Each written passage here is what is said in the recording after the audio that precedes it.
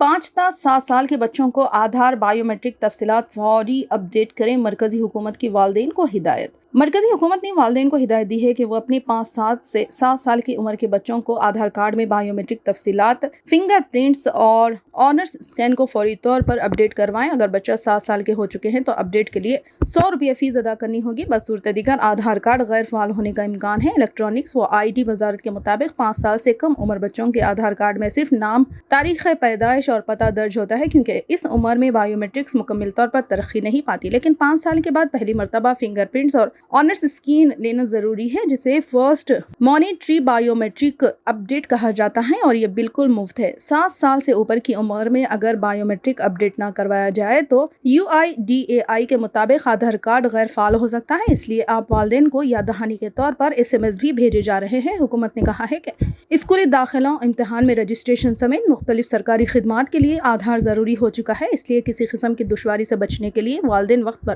آدھار تفصیلات اپڈیٹ کروا لیں۔